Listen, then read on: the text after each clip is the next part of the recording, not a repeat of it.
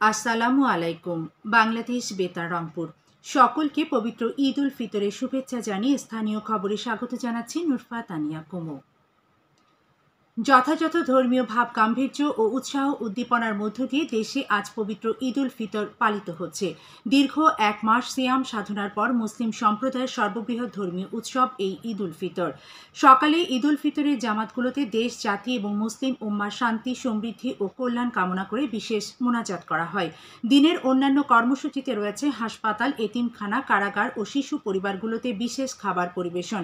এছাড়া বাংলাদেশ বেতার ও বাংলাদেশ টেলিভিশন সহ অন্যান্য বেসরকারি টেলিভিশন চ্যানেল ও রেডিও স্টেশনগুলো ঈদ উপলক্ষে বিশেষ অনুষ্ঠানমালা প্রচার করছে। এদিকে বিভাগীয় নগরী রংপুর সহ উত্তরের জেলাগুলোতে ব্যাপক উৎসাহ উদ্দীপনা ও ধর্মীয় ভাবগাম্ভীর্যের মধ্য দিয়ে পালিত হচ্ছে পবিত্র ঈদ উল ফিতর। সকাল 8:30টায় রংপুর নগরীতে ঈদের প্রধান জামাত কালেক্টরেট ঈদগাহে অনুষ্ঠিত হয়।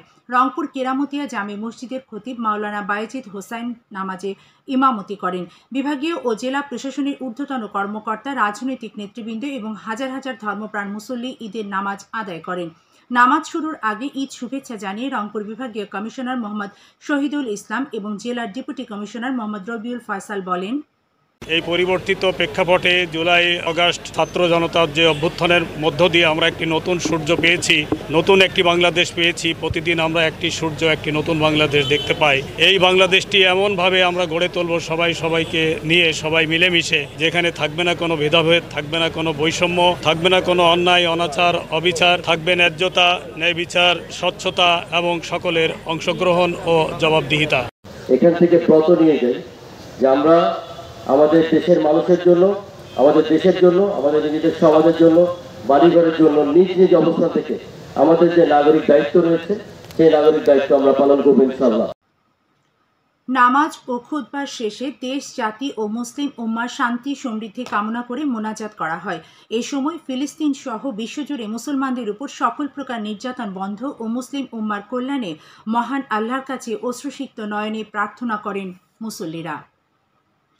এর আগে সকাল 8টায় রংপুর পুলিশ লাইন্স মাঠে ঈদ উল ফিতরের জামাত অনুষ্ঠিত হয়। এতে পুলিশের রংপুর রেঞ্জ ডিআইজি আমিনুল ইসলাম ও জেলা পুলিশ সুপার মোহাম্মদ আবু সাইম সহ প্রশাসনের ঊর্ধ্বতন কর্মকর্তাগণ নামাজ আদায় করেন।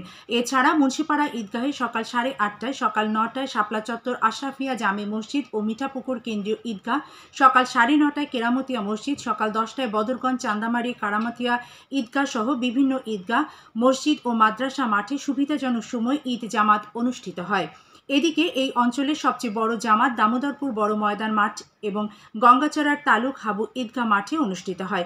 এছাড়া রংপুর নগরীর মহল্লা ভিত্তিক মসজিদ, মাদ্রাসা ও বিভিন্ন ঈদগাহ মাঠে সকাল 8টা থেকে 10টা পর্যন্ত ঈদের জামাত অনুষ্ঠিত হয়েছে।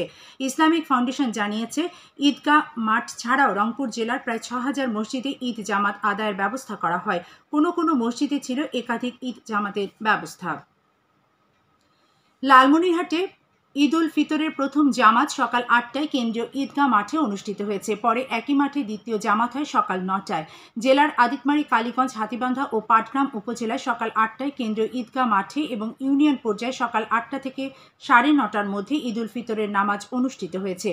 কুড়িগ্রামে ঈদ উল ফিতরের প্রধান জামাত কালেক্টরেট ঈদগাহ মাঠে অনুষ্ঠিত হয় সকাল 8:30টায়। সবুজপাড়া পণ্ডিতবাড়ি কেন্দ্রীয় ঈদগাহ মাঠে সকাল 9টায় প্রথম জামাত এবং সকাল 9:30টায় দ্বিতীয় জামাত অনুষ্ঠিত হয়। রৌমারী উপজেলায় পবিত্র ঈদ উল ফিতরের প্রধান জামাত সকাল 8টায় কেরামতিয়া সিনিয়র মাদ্রাসা ময়দানে অনুষ্ঠিত হয়।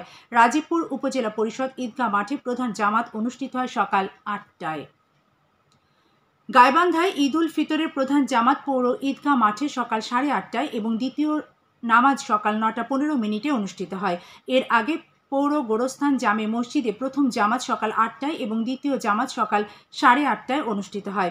জয়পুরহাট জেলার পাঁচবিবি, কালাই, খেতলাল সহ 5টি উপজেলা ও 5টি পৌরসভা এলাকার মোট 457টি মাঠে পবিত্র ঈদ উল ফিতরের পৃথক ঈদ জামাত অনুষ্ঠিত হয়েছে। এর মধ্যে সকাল 8টায় জয়পুরহাট কেন্দ্রীয় ঈদগাহ মাঠে প্রধান জামাত অনুষ্ঠিত হয়। এতে ইমামতি করেন জয়পুরহাট কেন্দ্রীয় জামে মসজিদের পেশ ইমাম মাওলানা আল আমিন। সবশেষে আবহাওয়া। আজ সন্ধ্যে 6টা পর্যন্ত পূর্বাভাসে বলা হয়েছে, দেশের অভ্যন্তরীণ নদীবন্দরগুলোর জন্য কোনো সতর্কবাণী নেই এবং কোনো সংকেতও দেখাতে হবে না। খবর শেষ হলো। আমাদের পরবর্তী স্থানীয় খবর প্রচারিত হবে সন্ধ্যে 7টায়।